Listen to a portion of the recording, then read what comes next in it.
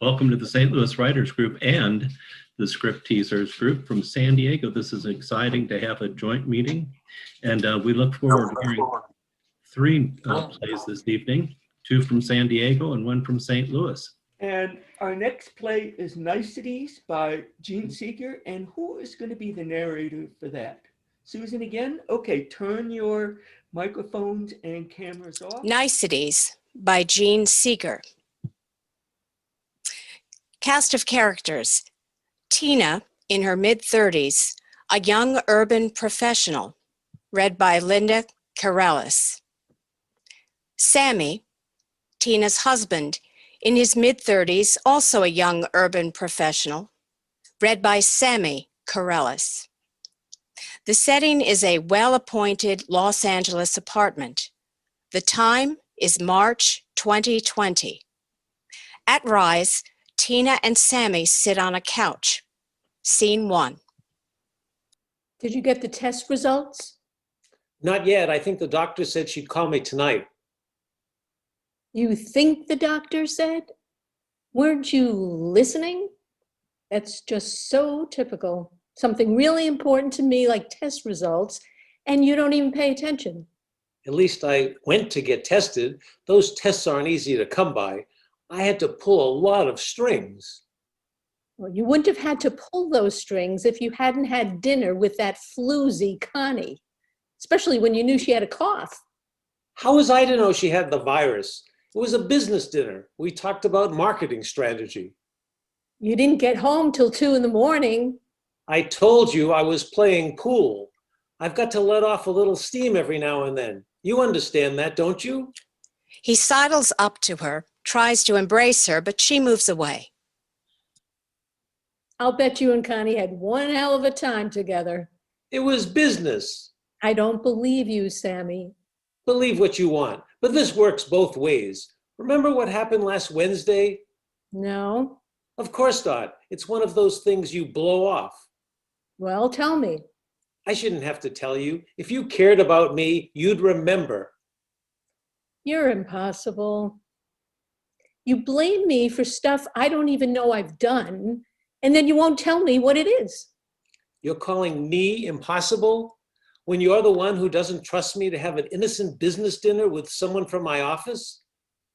That's right, I don't.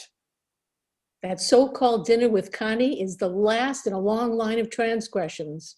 The last? I'm leaving you. There, I've said it. I'm packing up tomorrow. That can't be. Granny said I could stay with her until I find another place. You told your grandma before you told me? That's really cold. I meant to tell you first. I just couldn't pick a good time. It seems like you don't want to talk much anymore. But Tina. The phone rings. Hello? Yes, this is Samuel Hopkin. But I'm feeling fine. Are you sure? Couldn't there be some mistake? What should I do? What about my wife? All right, I'll keep in touch. Thank you, doctor. He hangs up. Oh, the test was positive, but she said chances are good that I'll have a mild case or no symptoms at all, since I'm young and healthy. And once the disease is out of my system, things will go back to the way they were. You stupid son of a bitch. Looks like I'm getting out of here right in the nick of time. You're not getting out of here. You've been exposed and you're under quarantine. They can't keep me here. You can't live with your grandma either. She's 80 years old and high risk. I'll get tested, and when my test comes back negative, I'll be gone. You're dreaming if you think you can get a test. Dr. Shaw said you should self-quarantine like me, but we need to stay away from one another in the apartment and use separate bathrooms even. I'm looking forward to that. Or else I might give it to you if you don't already have it, that is. If you give me this thing, I won't ever forgive you. I'll sleep out here. You can have the bedroom. Thanks. He gets up and begins to clean. It wouldn't hurt you to help. I won't get within 6 feet of you. I'm going to sleep. Don't forget to put clean sheets on the bed. What a fucking mess you've gotten us into. She exits. Scene 2, the next morning. Tina and Sammy sit 6 feet apart at the dining room table. They are eating breakfast. Here's a novel idea in honor of the novel coronavirus. Why do they call it that? I don't know.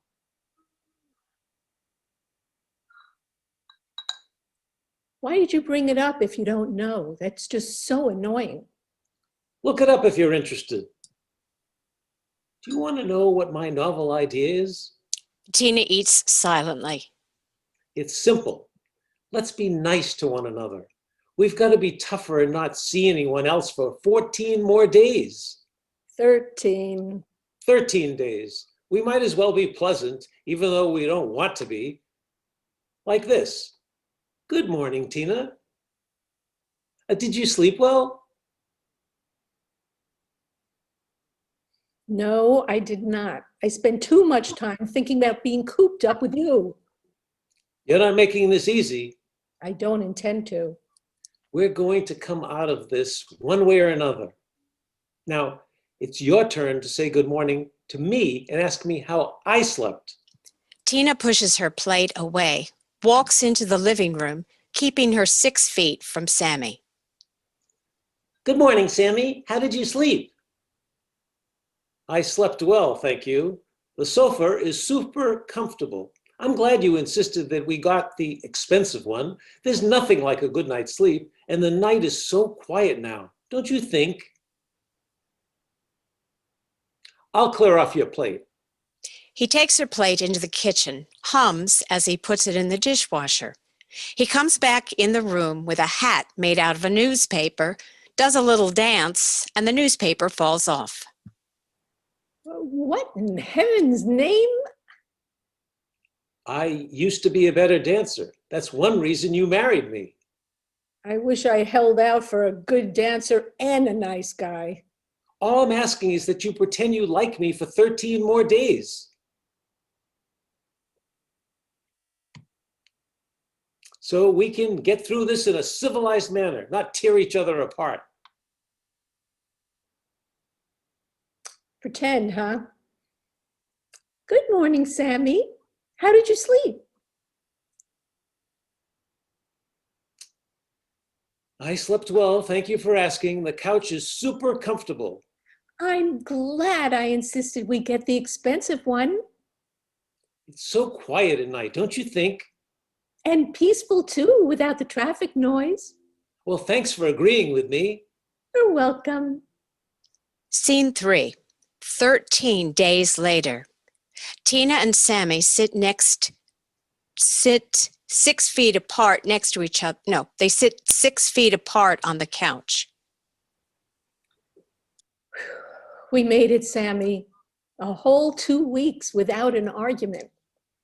And neither one of us got sick. So now that my quarantine is over, You can leave me. well, if I want to, it's amazing what being nice can do for a marriage. These 2 weeks have been the most enjoyable we have spent together since our honeymoon anyway. We spent 2 weeks without touching one another, without sex. And we worried about whether we'd get sick. I never want to see a thermometer again. At first, I was faking it in the worst way. I had to hold my tongue to keep from pointing out your many mistakes. You behaved perfectly. But once I trained myself to look at your good side, it became a habit. It got easier and easier I think you've said enough. until I saw that what I mean is maybe we should try again. I don't need to rush off to Granny's. Well, isn't she expecting you? Well, I could go over there and explain that you and I are trying to make a go of it again, and she'd be glad. She always liked you. She never liked me. Oh, Granny likes everyone. When I met her, she kept comparing me unfavorably to Arnold, the guy who left you at the altar. Then she said Yankee fans had no place in her house. Let's not argue. You're right. Let peace reign in the Popkin household. I like it when it's peaceful. You should go to Grammy's. But I want to be here with you. For the past 2 weeks, I faced the virus and death, and I had to figure out what's important in my life. He pauses, stands up, and paces. What are you saying?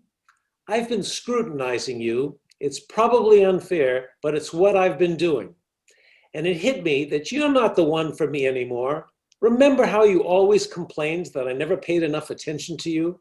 For the past 2 weeks, I paid attention. I didn't like what I saw.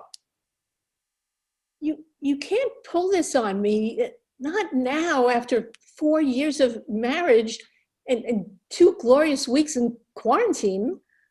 It was not glorious. It was the exact opposite.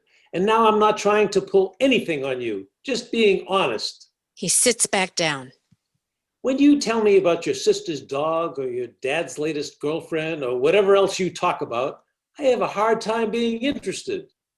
Well, I can make myself more interesting.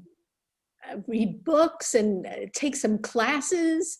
When you fix dinner, which is not very often, you never ask me what I want. You always make what's easiest for you. And during the past 2 weeks, you didn't once help me with the cleaning.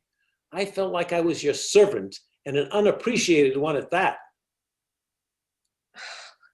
The problem's my body, isn't it? My tits aren't perky enough for you anymore. Listen, Tina, it's over. You should go to your granny's now. I don't want to hurt you anymore, and I don't want to hurt your feelings more than I already have. We can go to marriage counseling, virtual therapy, or telecounseling, something like that. We can't, because the truth is, I don't, oh, Tina, don't make me say this. Well, I want to hear it. I don't really like you. And I can't see spending my life with someone I don't like. What does that even mean, that you don't like me? That's as plain as I can say it. Well, I've only gained 3 pounds since we got married.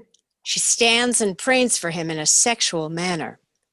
Sammy pulls a suitcase from a closet and brings it to her. She continues to flaunt her sexuality and refuses to take it, so he puts it at her feet. If I were you, I'd pack a few things to take with you. Oh my God, you're serious about this. She picks up the suitcase, starts to walk into the bedroom, then stops to face Sammy. There's a pandemic out there, you know. You're sending me away in the middle of a fucking pandemic? It's ironic, isn't it? Ironic how? The virus didn't kill you, and it didn't kill me. Instead, it killed our marriage. Sammy goes into the bedroom with the suitcase. Tina does. Tina goes into the bedroom with the suitcase. Sammy is left on the couch alone. End of play.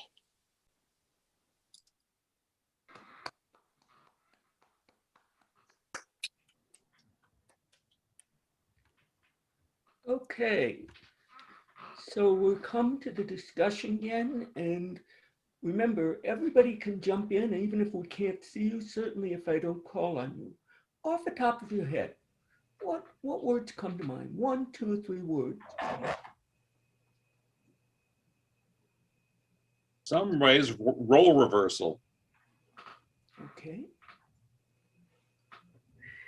But it was a clever and original circumstance that, this pandemic is what's keeping them apart and together at the same time. What about the characters?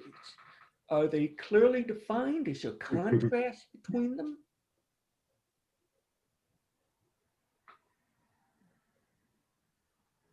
Mitch. I'd like to come to you. Mitch, you want to jump in here and say a few words? Yeah, I think they're clearly defined. My expression for him is what an asshole. I I'll don't let really- Trent go to that. I don't really feel like I know anything about the characters. I don't know what they do outside the home. She is a grandmother. That's all I know about her family. They've been married 4 years. That's it. That's the sum total of what I know about both of them. And that's I suppose if you reversed the characters, gave the woman the man's lines and the man the woman's lines, it would work the same way. So maybe that shows that there isn't a lot of difference between them. Okay, it sounds like people are looking for more background, maybe more contrast between them. Well, you can only judge him from what you've heard, what you've seen. So it's a short play. I mean, if you expand it, will it add to it? Would it give you more information about the characters? I'm just judging it from what I've seen, and I have an opinion. someone just wrote in the comments that it sounds like it's part of a larger work. Okay, Yeah, I would agree with that. It's going to probably need to grow a little bit in length in order to give the people a chance to reveal detail. I didn't feel I got a chance to like either character enough, so I didn't have a dog in the fight. So you weren't invested enough. yes, yes. Daniel, go ahead. Can't hear you, Daniel. You're muted. Up. There you go. Still can't hear you.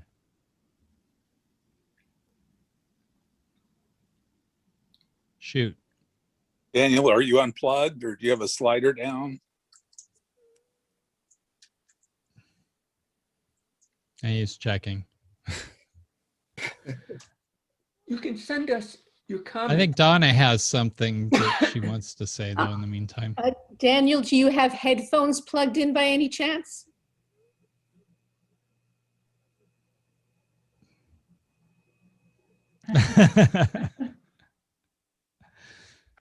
You can always type it in the comments. That's It was true. going to be good too, wasn't it? Let's give him one more. Go ahead, Daniel.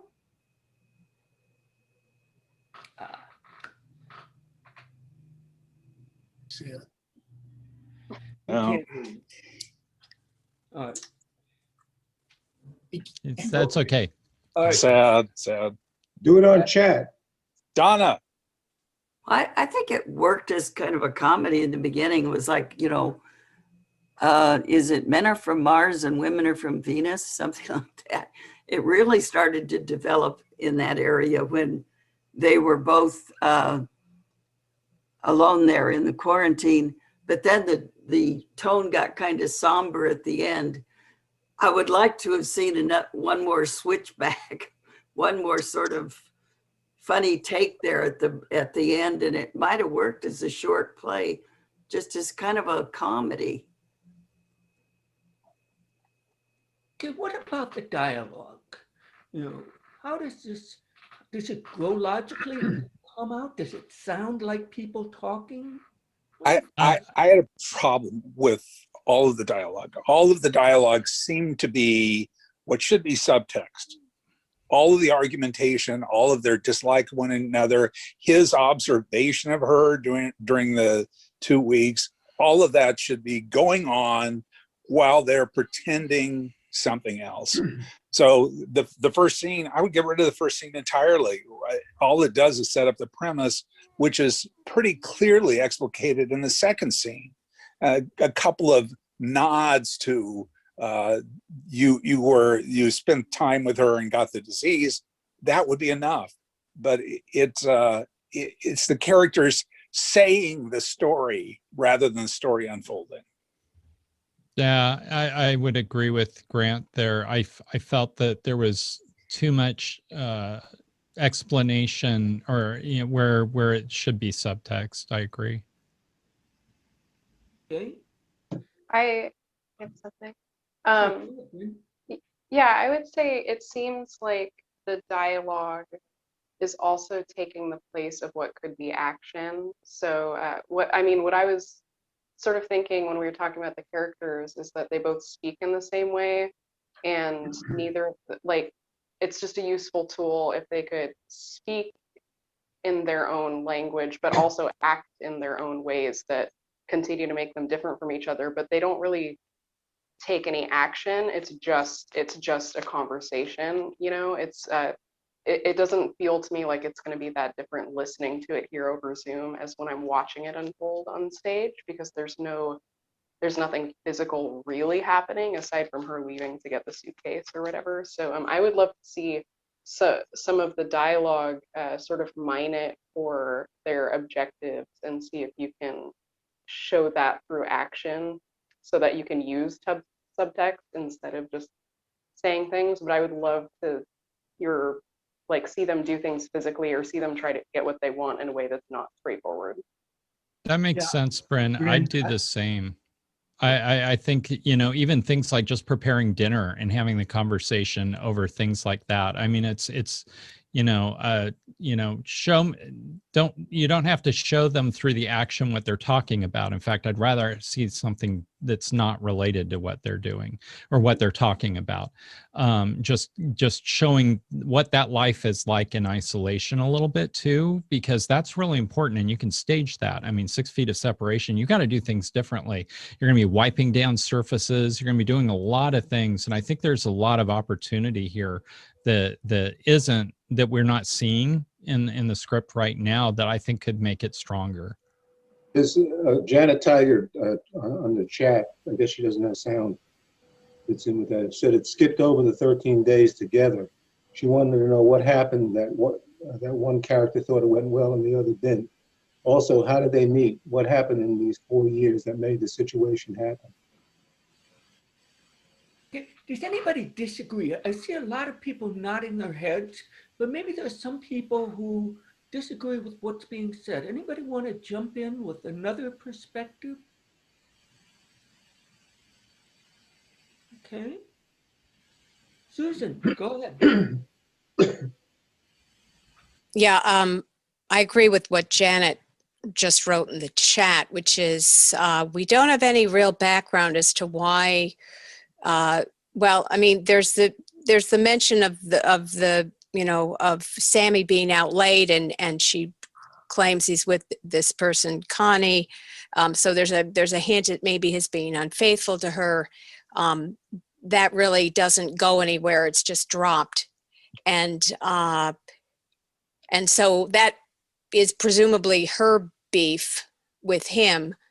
And then they do this nice thing, and then he doesn't like, I don't know. It's, the other thing is it's also possible that this play it's a very short play. I think it's a 10-minute play, I'm thinking, and it could be for a contest that you mold it for a certain time. So maybe that's why there was a certain amount of development that wasn't possible, but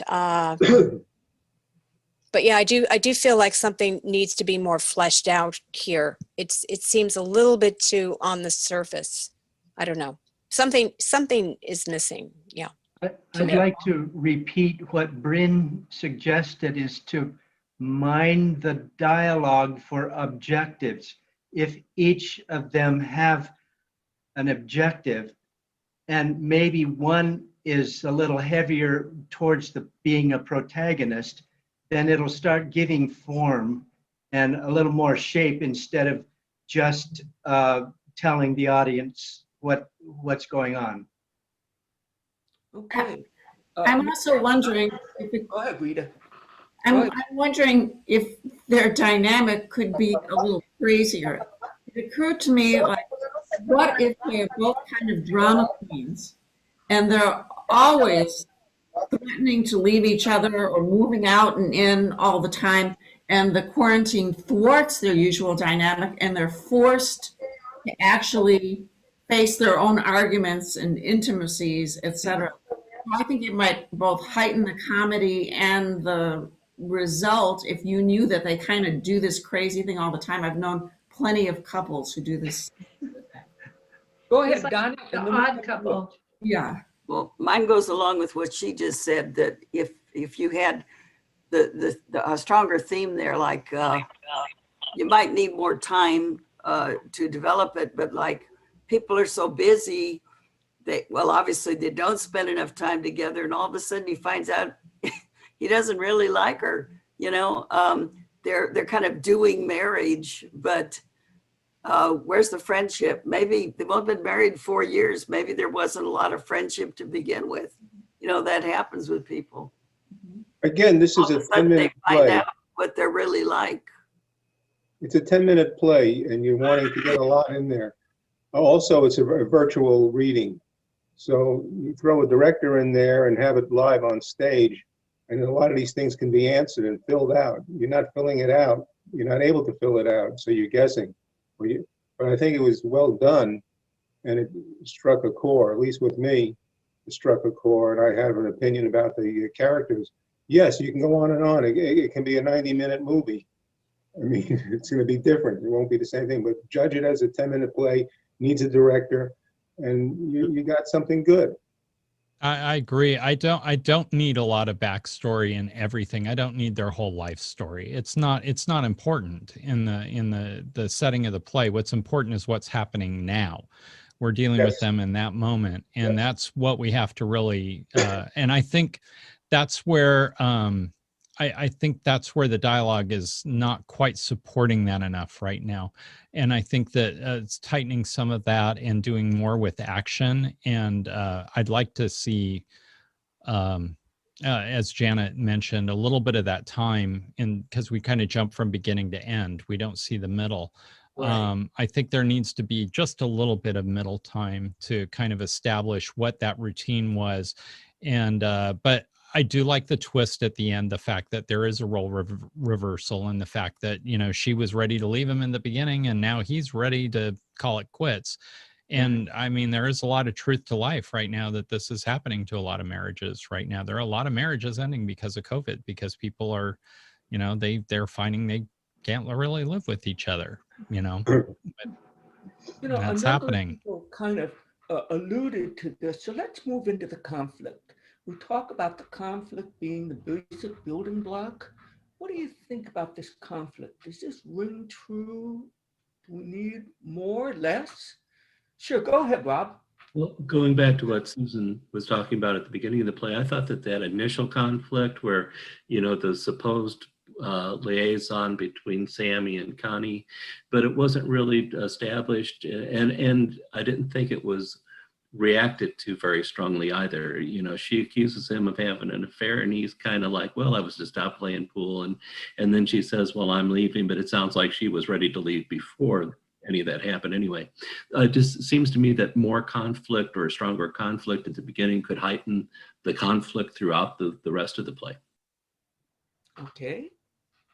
I was just going to comment on what Mark said. I do like the premise of this play, because I think what COVID has done to relationships is something to be looked at, and it's done a lot to relationships, both positive and negative, and so I really do kind of like the premise that she sets up there, where they're kind of stuck with each other, and here she is about to leave them, but no, now they have to stay, you know, in quarantine together, and what happens in a situation like that. So it's a setup for conflict.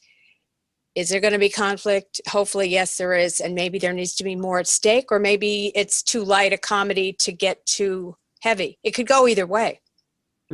I didn't find it very comedic. I don't know why everybody's calling it a comedy. To me, it seems very dramatic in the situation. In fact, I think there needs to be a little bit more economy in some of the dialogue. In fact, I'd even start with a hard thrust in with her saying to him, I'm leaving you, you know, just starting right there at that moment, and giving that and bringing us into that moment, I think is a much stronger thrust in, puts us into that scene very strongly. And then if we can keep those same types of hits coming in a short time, I think it will strengthen the piece a lot. I think make that economy of dialogue. I think right now there's a lot of dialogue that's unnecessary. I think it could be tightened a lot. I think a lot could be done with subtext. A lot of this, as Grant said, is subtextual rather than should be spoken. And we can see it through their actions and hear other types of lines coming through. I think the premise is interesting and I like the flow. And I think that the same path could be followed, the same play, same 10 minutes. But I think it could be made stronger through some of those changes. Okay. I have Any thoughts from people about the concept? I think Bryn had something, Michael. yeah. Okay, go ahead. Thank you. So I was going to say, I don't know why this has to be about the coronavirus as opposed to any other reason that would lock two people in a house together. So, and I also, this sort of ties in with, I couldn't tell what the tone of the show was. I couldn't tell if it was supposed to be a comedy or if we're supposed to take it kind of seriously and it just moves really quickly, or it has just a really specific style. It didn't lean too hard one way or the other.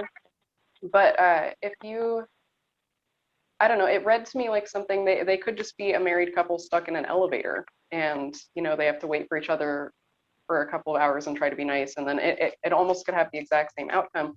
But if you want to use the coronavirus, there's a whole world of other things that could be talked about. You know, she has her mom she wants to live with. You know, the coronavirus could be very dangerous for that situation. And if it's a drama, you can explore that a little bit. You know, there's just, if it's gonna be about coronavirus, I say make it, you know, lean into that. Just there's just a world of opportunity there that, I mean, I think for a lot of us, coronavirus has totally changed our lives and we've had to ask questions that we're not used to having to ask. And I mean, if you're gonna do it, that should be exactly what this could be a vessel for that, as much as you want it to. If it's comedy, then, you know, I don't know how deep into that you get, but there's still like, make it specific to coronavirus if you're going to place it in coronavirus. Does that make sense? Sure.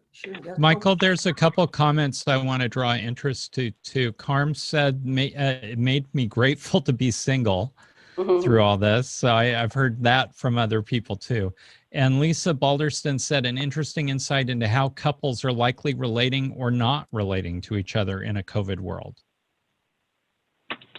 All of this is helpful for the author to hear. It sounds like people are saying there's more to be mined.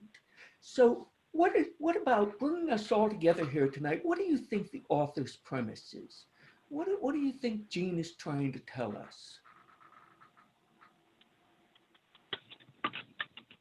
Any thoughts on?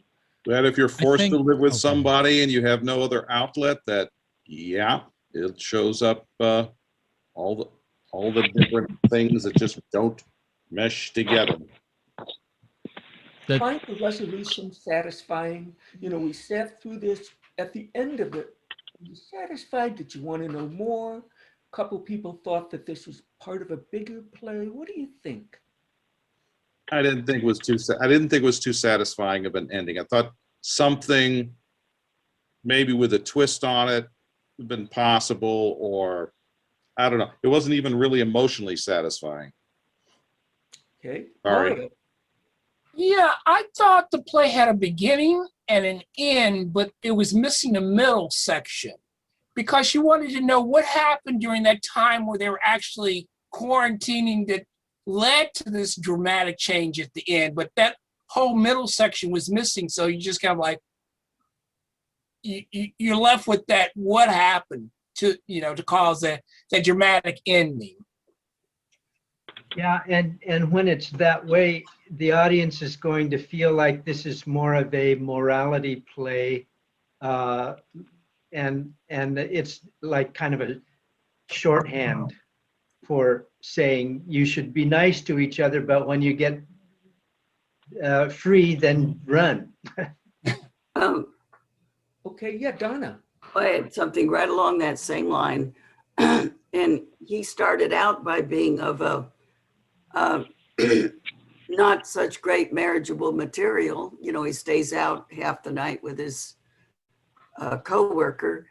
And then at the end, he turns out to be sort of the ass that he started out in the beginning that he was. So her ending could be, hey, you know what? I thought this is what you were like, Grandma. Yeah, sure. Yeah. Yeah, that's exactly why I wanted it to go more obviously funny. I think when you're dealing with coronavirus, we're all going to be really tired, you know, at the end of this 2 or 3 years or whatever it's going to be.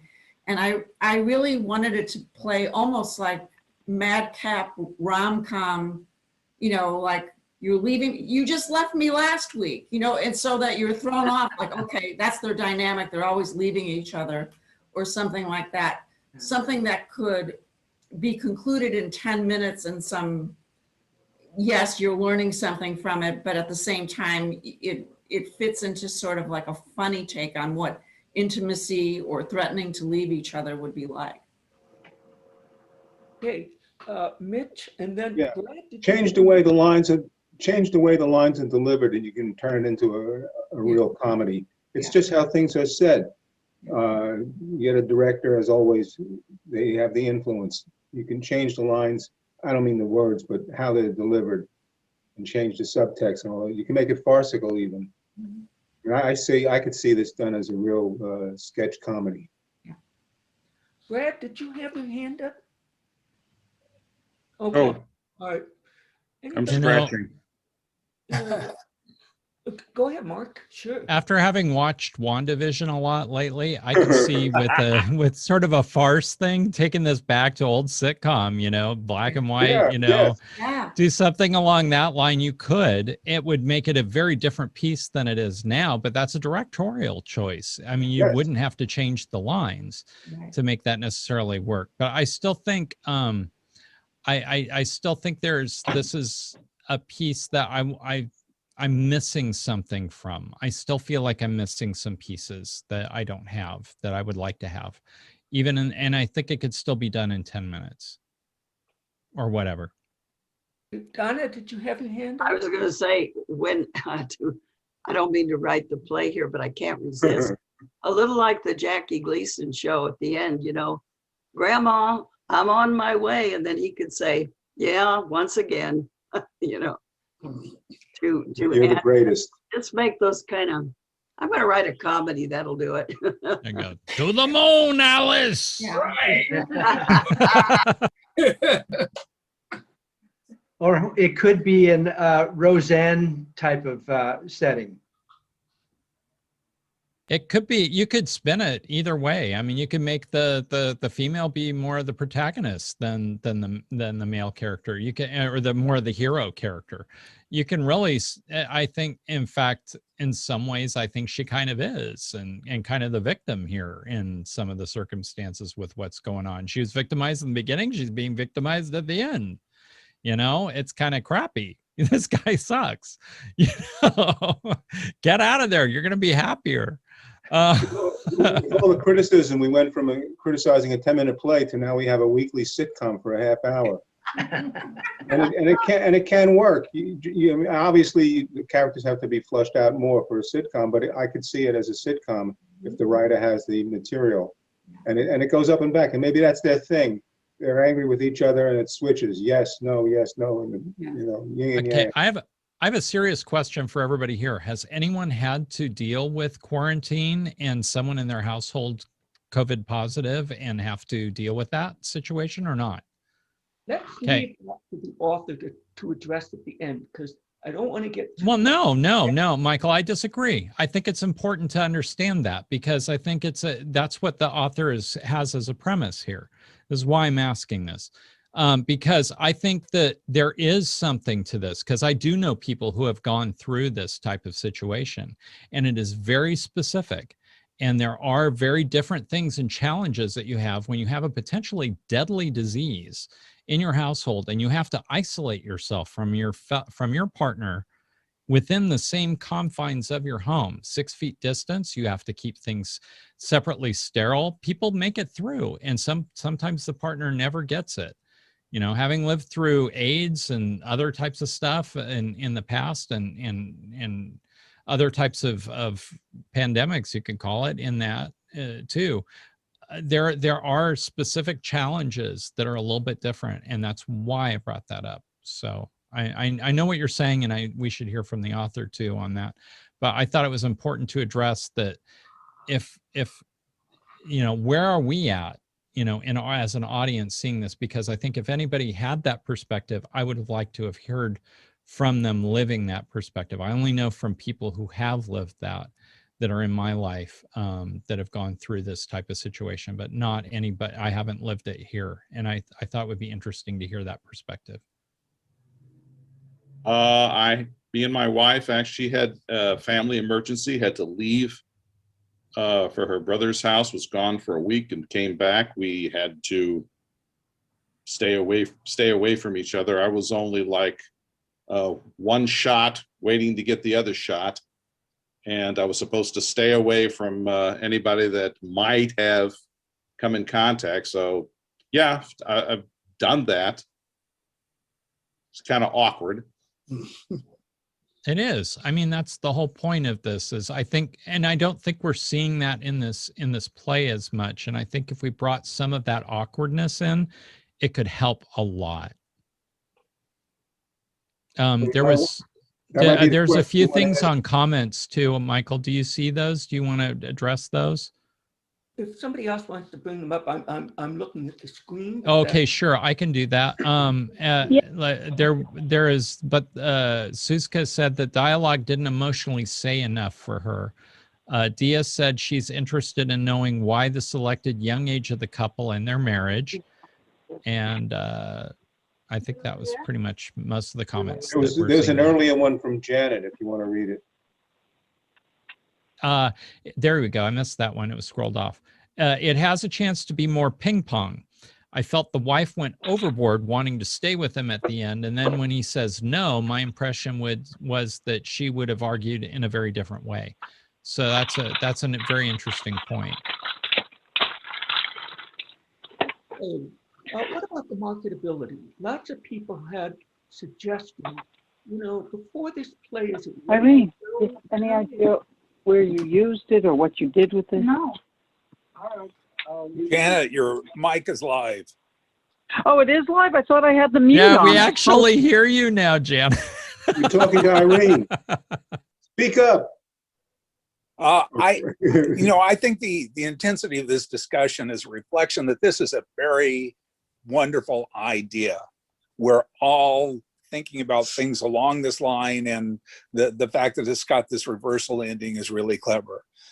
That being said, I think that what we're seeing here is that everything is kind of the first idea that came to me. So it's not really drilling down and saying, what is the thing that goes on the third day of quarantine that changes their relationship, at least temporis? And what is it at the end that he has been waiting to say, that's been on his lips, but he's not said it? But whatever, those kinds of things, more thoughtful consideration of what it means to be in quarantine with somebody and to be in a marriage that's failing, and then how do you deal with that? Any other thoughts about the marketability? I think it needs a little work before it's marketable. Could you hear me? Yeah. Yes. Thank you, Janet. Yes, we can hear you. Yes. Yeah, I think it's marketable, but it needs work. It's an interesting premise, but it needs work. Yes. I see a lot of people nodding their heads. Well, every play is an accomplishment, so let's turn it over to Janet, and thank you Jean, and thank you very much, Jean. Want to tell us? Okay, I want to thank Gary and Linda and Susan for doing the reading. I really appreciate it. And I also appreciated all of your comments. And I think many of them were right on, particularly in terms of the character development. I feel like that really needs a lot of work. So I appreciate you pointing that out to me, and all the possibilities and things I might be able to do, which is kind of fun for me. So I wanted to write something having to do with the pandemic. And I've always thought that in a close relationship, or even a relationship that's not so close, even if you're feeling hostile towards someone, if you can be nice to them, it could possibly repair a lot. And so that's kind of what I wanted to bring forward. And yeah, so thanks everybody. Okay, well, thank you. And I'm going to turn this back to Rob to kind of wind things up for us. Oh, okay. Well, first, what I would like to say is thank you to Michael and to Mario for connecting to put this joint venture together. We truly appreciate that. I'd also like to thank Dave Hawley for recording, and I believe Dennis Fisher is in charge of setting up the Zoom link for us tonight. I want to thank the actors and especially the playwrights. And with that, let's do it again. Yeah, let's do it again. Yes. All right. So fantastic, and thank you all. Have a good evening.